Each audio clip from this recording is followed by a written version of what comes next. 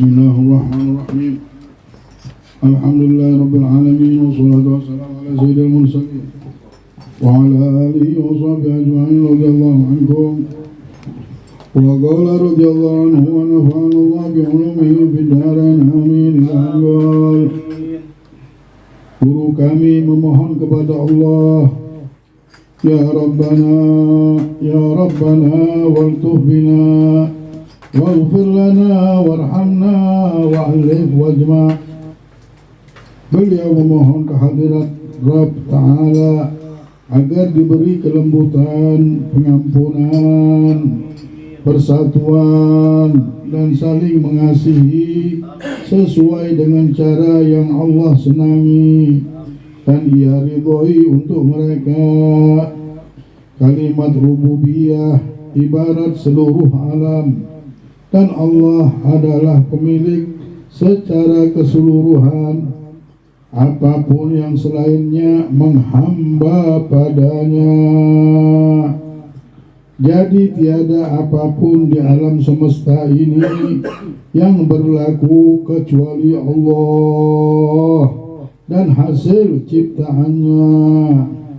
Tetapi wujud Allah wajib akan adanya, sedangkan yang selainnya terwujud karena ciptaannya, tidak bisa berwujud sendiri. Kalimat Rabb adalah sebutan bagi yang disembah atau pemilik, atau yang membenahi, yang mengurus, yang menciptakan segala sesuatu, dan yang mendidik. Dalam bahasa Arab, kalimat Rabb adalah masdar dari kata tarbiyah, dan isim fa'ilnya adalah Rabbin, yang berarti pendidik. Lalu dibuanglah alif dan berubah menjadi Rabb. Kalimat Rabb bila diberi alif lam di depannya berarti hanyalah untuk Allah. Kelembutan adalah kemudahan dalam segala urusan dengan penyelesaian yang lemah lembut dari segala aspeknya. Urusan terbaik yang patut dikejar oleh seorang hamba adalah kebahagiaan abadi. Urusan yang patut dikejar oleh seorang hamba adalah kebahagiaan abadi. Hal ini tidak bisa didapat secara sempurna oleh seorang hamba kecuali berasal dari Tuhannya, karena Dialah yang lebih mengetahui kejelian segala sesuatu dari segala aspeknya, dan hanyalah Dia yang mampu untuk menciptakan dan memberikannya kepada hambanya. Barang siapa yang mengerti hal ini, ia dapat menyadari sifat Allah yang maha lembut sesuai dengan kadar pemahamannya. Dengan demikian, ia akan mengejar kelembutan Allah melalui doa dan tingkah laku. Adapun ampunan artinya penutupan terhadap kejelekan dan dosa di dunia, sedangkan di akhirat berarti pemaafannya. Maka Allah menutupi kejelekan hambanya dengan pahala kebajikan yang Ia mudahkan untuk dilakukan hambanya, karena Allah sendiri menyuruh kita untuk menutup keburukan orang lain. Maka sudah sepantasnya Ia Allah lebih berhak melakukannya daripada kita. Ialah Maha Pengampun lagi Maha Penyayang. Arti rahmat Allah yang selalu diminta adalah curahan anugerahnya kepada orang-orang yang membutuhkannya, sebagai bentuk perhatiannya kepada mereka yang berhak maupun yang tidak berhak, baik di dunia dan di akhirat. Hal ini semata-mata bentuk karunia Allah, bukan kewajiban Allah. Ya Allah curahkan terus rahmat atas sebagai karunia Allah. Rahmat ini terus memang sudah sifatnya Allah ya. Senang Allah itu, senang dengan memberi, senang memberi. Jadi siapapun Allah beri. Di antara anugerahnya ialah berkenan membimbing kita untuk beriman. Nah ini sekarang ini adalah anugerah. Dekat benar sebenarnya Allah sama kita sekarang. Anugerahnya sama kita sekarang. La ilaha illallah Muhammadur Rasulullah. Beramal soleh dan mengerjakan hal-hal yang membawa kebahagiaan lainnya. Ia juga menyempurnakannya kelak di akhirat. Amin ya Rabb. Penyempurnaan itu dengan memandang kepada wajahnya yang mulia. Sebab itulah guru kami memohon kepada Allah kesatuan hati bersama orang-orang yang menginginkan hal itu. Allah memperkenankan pengkabulan doa beliau. Beliau juga memohon persatuan hati semasa di dunia ini dalam melakukan ketaatan dan kebajikan. Juga dikumpulkan bersama-sama di akhirat di sisi Allah, di surganya Allah. Ya Allah, sesungguhnya rahmat adalah sifat pada zat Allah yang nampak dalam bentuk kedermawanan dan karunia-Nya. Bahkan ia inti utama segala bentuk karunia. Rahmat juga disebut sebagai rezeki atau surga atau kenikmatan atau hujan dan sinar matahari. Karena semuanya itu adalah rahmat yang terbentang luas. Ia juga menjadi sebutan bagi Al-Quran seperti yang disebutkan dalam firman Allah, "Nazzalna 'alaikal kitaba tibyanan likulli syai'in wa hudan wa rahmatan wa busyra." Al-Quran juga dibilang namanya rahmat. Wa busyra lil muslimin, yang artinya dan kami menurunkan kepadamu kitab Al-Quran untuk menjelaskan segala permasalahan dan untuk menjadi petunjuk dan rahmat dan pemberi berita gembira bagi orang-orang Islam. Ia juga menjadi sebutan bagi Nabi Muhammad SAW, samping juga menjadi sebutan bagi Islam seperti yang ada dalam firman Allah, "Yakhtassu bi rahmatihi man yasha." Padahal Allah mengkhususkan rahmatnya bagi siapa saja yang dikehendakinya. Wa atani rahmatan min indih, dan telah datang kepadaku rahmat dari sisinya. Wa antum laha karihun, padahal kalian tidak menyenanginya. Ahum yaksimuna rahmat rabbik, ahum yaksimuna rahmat rabbik, apakah mereka yang berwenang membagi rahmat Tuhanmu? Jadi rahmat pada dasarnya ialah menginginkan kebaikan, sedangkan penerapannya adalah pemberian nikmat itu.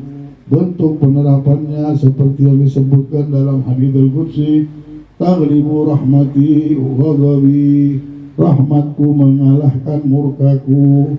Inilah rahmat yang disebut rahmat ciptaan Allah. Dan seperti yang disabdakan Nabi SAW, "Ya'alallahu rahmatan mi'ata juz'in." Allah telah menjadikan rahmat menjadi 100 bagian. Sedangkan arti sifat Rahman dan Rahim adalah yang memiliki sifat belas kasih yang luas, yang terus menerus alirannya melalui anugerah dan karunia yang sangat luas bagi seluruh alam semesta, dari Allah langsung ke bumi, seperti yang disebutkan dalam firman Allah, "Wa rahmati wasi'at kulli syai'," dan rahmatku meliputi segala sesuatu. Beliau dalam doanya juga memohon kebaikan bagi setiap orang-orang yang kurang dalam ibadahnya, dan juga memohon taufik membimbingnya kepada ridha Allah, serta taufik bagi orang yang memohon doa dari beliau. Beliau juga berdoa, "Ya Rabbi wajburna wafiqna lima yurdika anna, anta asma' man du'i." Wahai Tuhan, lengkapilah segala kekurangan ini dan berilah kami taufik untuk melakukan apa yang Engkau ridhai pada kami. Engkaulah maha mendengar di antara siapapun yang diseru. Sesungguhnya Allah Maha mendengarkan doa, Maha berkuasa atas apapun yang Ia kehendaki. Sedangkan yang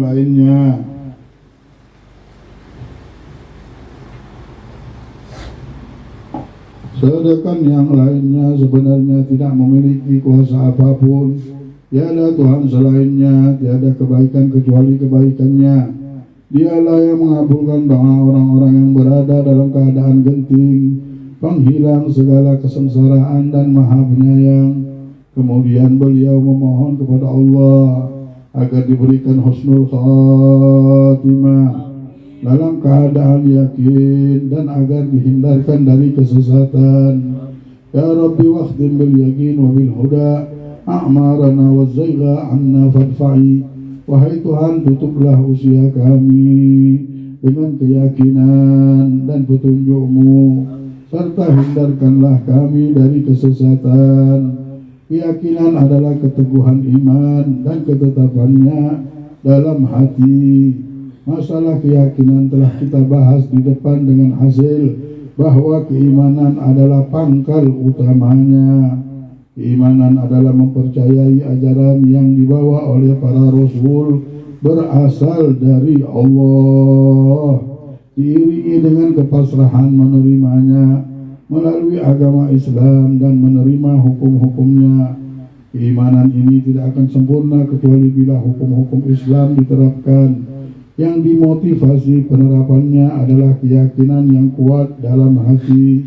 Petunjuk adalah bimbingan menuju kebenaran, kesempatan berbuat baik beserta keteguhannya yang didasari pancaran cahaya hati dari Allah yang Maha mengetahui lagi Maha mampu, yang diberikan kepada hambanya yang lemah, yang rendah lagi berada di jurang mara bahaya. Adapun kesesatan adalah lawan kata dari kriteria di atas. Semoga Allah melindungi kita dari itu semua.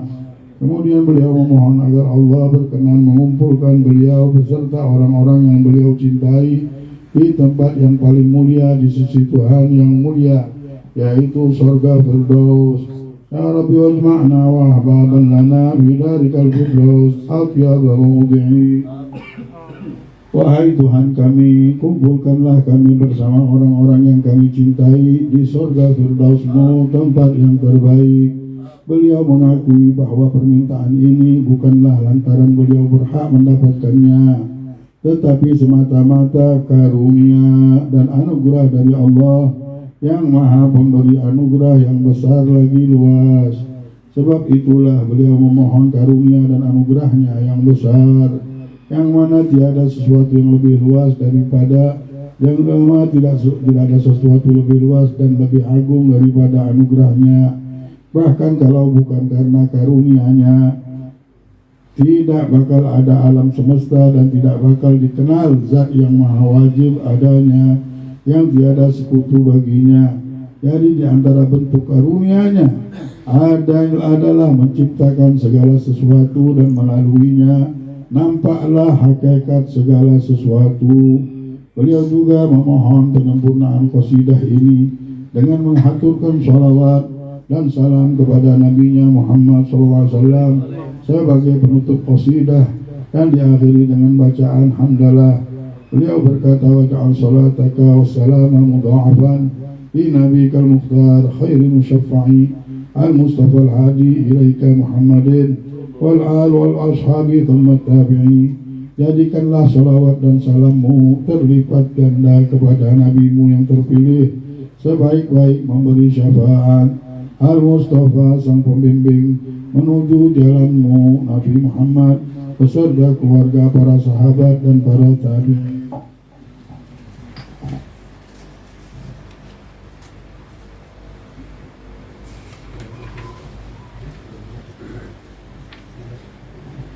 Salawat dari Allah kepada Nabi-Nya berarti curahan anugerah kepadanya dengan sifat-sifat yang mulia dan agung disertai dengan penghormatan dan karunia-Nya yang besar. Salam dari Allah untuk beliau berarti pemeliharaannya dari segala kekurangan dan cacat. Beliau dianugerahi pemeliharaan dengan segala kesempurnaan dan kehormatan Juga salam yang penuh barakah dari sisi Allah. Kalimat Nabi berarti orang yang mendapatkan wahyu, syariat dan peringatan. Orang itulah yang tinggi kedudukannya dan merupakan pilihannya juga didekatkan kepadanya. Beliaulah sebaik-baik pemberi syafaat dan Nabi yang dipilih oleh Allah dengan berbagai macam keistimewaan. Beliau membimbing manusia menuju penyembahan dan pengenalan kepada Allah untuk mencapai keridhaannya. Nabi Muhammad adalah nama beliau sallallahu alaihi wasallam yang paling terkenal. Allah berfirman, Muhammadan Rasulullah. Muhammad adalah utusan Allah. Nama ini menunjukkan diri beliau yang mulia. Aslinya dari bentuk sifat yang lebih pada kalimat Mahmud, artinya terpuji, lalu dipindahkan menjadi alamiah nama dan menjadi sebutan bagi diri beliau sallallahu alaihi wasallam dan sifat beliau yang sesungguhnya.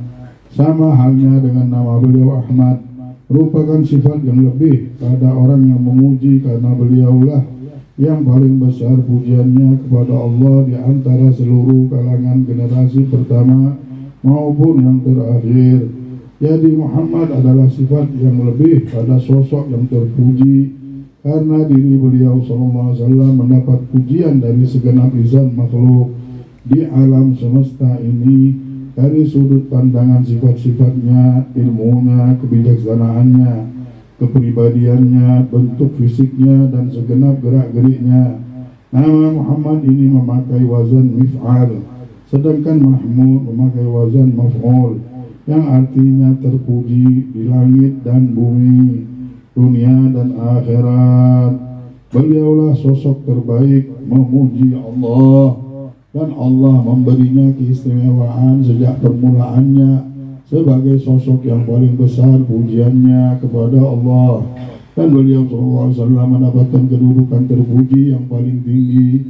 Nama beliau di langit adalah Ahmad, sedangkan di bumi bernama Muhammad. Dua kata ini memiliki satu makna, yaitu pujian. Beliaulah pemegang panji pujian kelak di hari kiamat. Beliau tidak mendapat sebutan Muhammad kecuali lantaran beliau telah memuji Allah sejak sebelumnya. Beliau SAW telah memuji Tuhannya sebelum seluruh makhluk memujinya, dan memuji Tuhannya sebelum manusia memuji Tuhannya. Selain itu di kitab-kitab suci terdahulu nama beliau adalah Ahmad, sedangkan di dalam Al-Quran nama beliau adalah Muhammad. Jadi beliaulah sosok yang paling besar pujiannya kepada Allah dan sosok terbaik yang dipuji. Kelak saat menduduki kedudukan terpuji di hari kiamat, beliaulah sallallahu alaihi wasallam terilhami untuk mengucapkan pujian-pujian kepada Allah yang tidak pernah terilhamkan kepada seorang pun sebelumnya. Beliau sallallahu alaihi wasallam mengucapkan pujian ini kepada Tuhannya. Dengan demikian beliau menjadi sebaik-baik orang yang diberi syafaat dan diberi panji pujian dari Allah. Umat beliau sallallahu alaihi wasallam di buku-buku para nabi terdahulu bernama orang-orang yang memuji. Sebab itulah kakeknya menamai beliau sallallahu alaihi wasallam Muhammad, seraya berkata, aku berharap semoga penduduk langit dan bumi memujinya. Sebagian ulama menyatakan peristiwa pemberian nama Muhammad lantaran mimpi-mimpi yang menakjubkan yang dialami oleh ibunda beliau secara berurutan. Sewaktu mengandung beliau SAW, sang ibu bermimpi melihat seseorang berkata padanya, berilah ia nama Muhammad, karena sesungguhnya Allah telah menamainya Muhammad sebelum diciptakan Adam dan 2000 tahun sebelum diciptakannya seluruh makhluk. Sebelumnya tak seorang pun yang diberi nama dengan nama ini, kecuali ketika mendekati masa kelahiran beliau SAW. Sebagian golongan memberi nama anak-anak mereka dengan nama Muhammad. Jumlahnya sekitar 15 orang dengan harapan agar kenabian muncul di tengah-tengah mereka tetapi tidak ada seorang pun yang diberi nama Ahmad. Hal ini seperti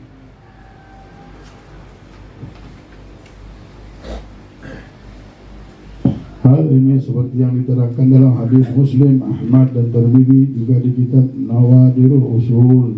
Sebagian ahli tasawuf berkata bahwa Nabi SAW memiliki 1000 nama, sebagaimana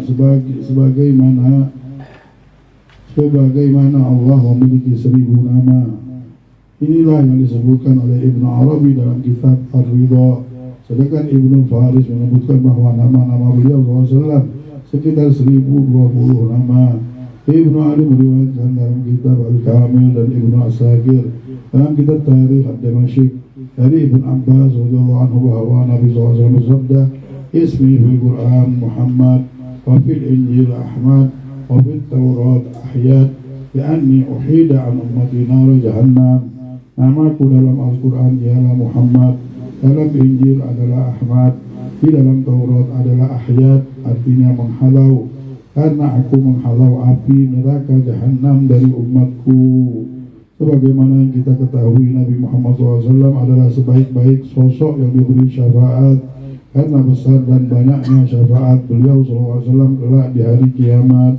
Syafaat yang paling agung adalah syafaat saat beliau SAW memberi syafaat kepada seluruh makhluk untuk membebaskan mereka dari kedahsyatan padang mahsyar.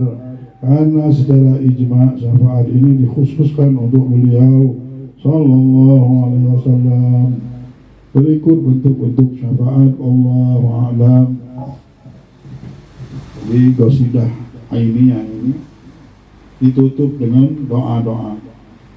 Nah, doa-doa tadi diserahkan kenapa dia minta. Kenapa diminta syafaat ini? Kenapa yang diminta Habib Abdullah Haddad ini apa-apa saja ketika menutup gosip. Nah, yang tadi termasuk terakhir minta dikirimkan salam dan sholawat kepada Nabi Muhammad dan para pengikutnya, dan meminta syafaat karena inilah puncak dari segala hajat kita ya. Minta syafaat Nabi Muhammad SAW. Mudah-mudahan dengan kita membaca buku ini kita dapatkan syafaat Nabi Muhammad. Bentar lagi sudah hatam ini buku. Tinggal berapa lembar ya?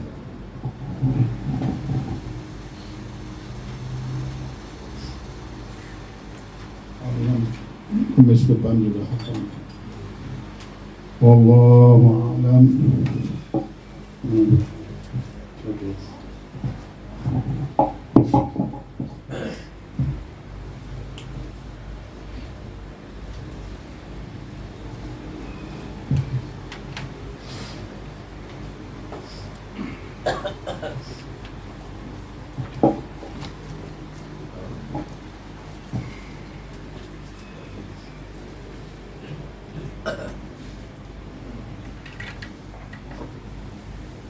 Bismillahirrahmanirrahim.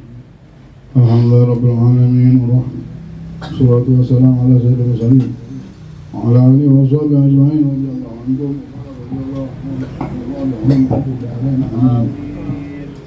Dan juga dapat mengingatkan anggota tubuh untuk beribadah dan membuat kita zuhud terhadap materi duniawi. Makan rezeki halal ini akan menguatkan anggota tubuh untuk beribadah dan membuat kita zuhud terhadap materi duniawi, serta lebih menyemangatkan kita untuk urusan akhirat. Karena sesungguhnya hal itulah penyebab dikabulkannya amalan soleh dan doa. Hal ini sebagaimana telah dijelaskan oleh baginda Nabi Muhammad SAW kepada salah seorang sahabat yang bernama Sa'ad bin Abi Waqqas, "Atib ta'mataka tustajab da'watuk." Perbaikilah makananmu, niscaya doamu akan dikabulkan. Orang yang mengkonsumsi makanan haram dan syubhat, maka keadaannya bertolak belakang dengan sifat-sifat baik di atas, karena makanan itu membuat hatinya keras dan gelap, mengikat anggota tubuh dari beribadah, lebih mendorong pada materi duniawi, dan menjadikan penyebab tidak terkabulnya amalan soleh dan tertolaknya doa. Hal ini sebagaimana yang dijelaskan dalam hadis bahwasanya Nabi Muhammad SAW bersabda menceritakan seorang laki-laki yang berpenampilan compang-camping sambil mengangkat kedua tangannya.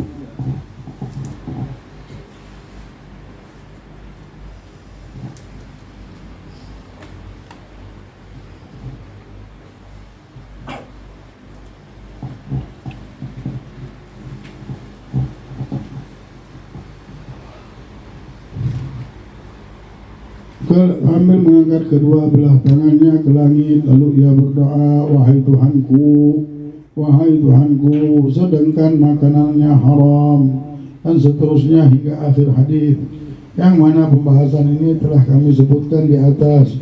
Oleh karena itu, jagalah makananmu, serta pilihlah yang halal, dan jauhilah makanan haram. Ketahuilah bahwasanya kewaraan ini bukan hanya pada makanan saja, akan tetapi merata dalam segala perkara. Maka dari itu, wahai saudaraku, carilah pekerjaan yang halal, karena bekerja merupakan perkara yang diperintahkan dan besar sekali pahalanya selama diiringi niat yang baik. Dalam hal ini, baginda Nabi Muhammad SAW bersabda, atyabu ma'akal rajul min kasbi yaminih, sebaik-baik makanan yang dikonsumsi seseorang adalah hasil dari usaha sendiri. Baginda Nabi Muhammad SAW bersabda, man amsaka halan min amalil halal amsa maghfuran lah. Barang siapa yang di sore hari kepayahan karena melakukan pekerjaan yang halal di pagi hari, capek dia sore hari kan, niscaya dosanya terampuni. Jadi setiap sore kalau kita capek baca, gimana capek habis dari toko, capek habis dari pasar, nah dosanya diampuni sama Allah semua, habis sudah. Nah ada lagi seperti bayi yang baru lahir kan, ya Allah, setiap hari namanya ke pasar, pulang dari pasar dapat pahala, asal niat tadi mau cari rezeki yang halal. Hendaknya seorang dalam bekerja berniat untuk memelihara agamanya, menjaga diri agar tidak mengemis pada orang-orang lain, dan untuk mencukupi diri dan keluarganya, serta jangan lupa untuk menyedekahkan rezeki yang lebih dari kebutuhannya kepada para hamba Allah Subhanahu wa Ta'ala yang membutuhkan. Dengan demikian berarti ia bekerja untuk akhirat pula.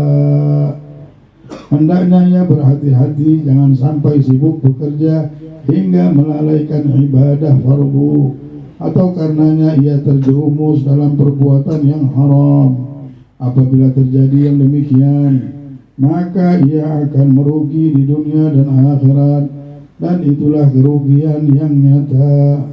Salah seorang salafus sholihin berkata, manusia itu terbagi menjadi 3 bagian. Yang pertama, orang yang disibukkan oleh urusan akhiratnya daripada urusan duniawinya, maka ia termasuk orang yang beruntung. Yang kedua, orang yang sibuk dengan pekerjaan duniawi sebagai penunjang akhiratnya, maka ia termasuk orang yang ekonomis. Yang ketiga, orang yang lebih disibukkan urusan duniawi daripada urusan akhiratnya, maka ia termasuk orang yang menganiaya dirinya atau membinasakan dirinya sendiri.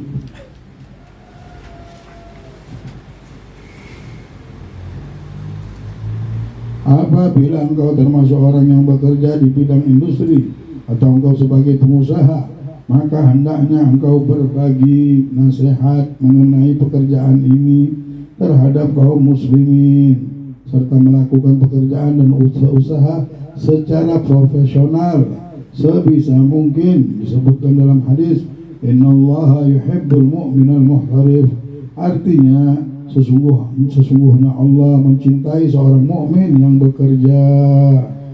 Janganlah sekali-kali berdusta, menipu, banyak mengingkari janji, banyak menunda-nunda, dan hindarilah meremehkan cara bekerja yang tidak profesional dalam berbisnis dengan orang yang kurang mengenal seluk-beluk pekerjaan. pekerjaan ini, lalu engkau menyepelekannya dan menipunya karena ia kurang berpengalaman dalam hal ini. Hal ini sebagaimana yang telah diriwayatkan dalam hadis dalam sebuah hadis, wailun lil tajir man la wallahi wa bala wallahi wa wailun lil muhtarim man ghadan ba'da ghadin. Artinya celakalah bagi pedagang yang suka mengucapkan demi Allah tidak, demi Allah memang, dan binasalah pengusaha yang suka menunda-nunda. Adab seorang pedagang, wallahu a'lam.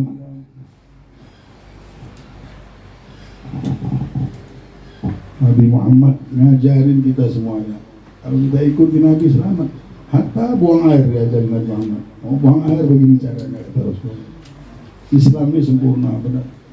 Nah, tidak berat, cuma masang niat aja kita hidup. Ya tadi suruhnya kita niat, berusaha. Mana usaha kita ini supaya bisa membawa kebahagiaan dunia akhirat. Pulang dari usaha, ampuni dosa. Setiap hari diampuni dosa. Belum sholat, belum doa kita. Kalau kita memang punya hubungan, ke pasar kita pun ada hubungan sama Allah. Jadi tidak jauh sama Allah. Di mana Allah? Tidak pernah jauh sama dia. Dia ke pasar bersama Allah, dia ke masjid bersama Allah, dia pulang dari pasar bersama Allah. Terus anugerah Allah ada di sebelahnya terus. Karena sudah punya hubungan dulu. Itulah orang kadang-kadang meminta hubungan ini di majelis taklim. Membuka ini hubungan di mana-mana sama Allah sudah. Karena udah tidak ada lagi batas. Siapa yang membukanya? Ini tadi majelis, tadi guru-guru, buku-buku para awliya sholihin bisa membuka hijab, akhirnya kita dekat sama Allah. Benar-benar bersama Allah. Apapun nyebut nama dia. Makan dengan nama Allah, minum dengan nama Allah, masuk pasar dengan nama Allah. Sedikit-sedikit kosong waktu, Allah lagi sebutnya. Allah nggak jauh sudah sama Allah. Namanya kita sudah dekat sama Allah. Mudah-mudahan Allah dekatkan kita. Allah buka segala hijab dan Allah dekatkan terus. Allah bahagiakan kita. Allah lapangkan dada kita, pikiran kita, jiwa kita. Benar-benar kita mendapatkan mustika kehidupan ini, kebahagiaan kehidupan ini, inti daripada kehidupan ini. Dan Allah berikan kita kebahagiaan yang hak, yang abadi di sisinya. Melihat Allah, melihat Rasulullah, bertemu, berkumpul dengan Nabi besar Muhammad SAW dan para awliya sholihin ala hadhihi niyyah kulli salihah wa ila hadratin Nabi Muhammad SAW. Al-Fatihah.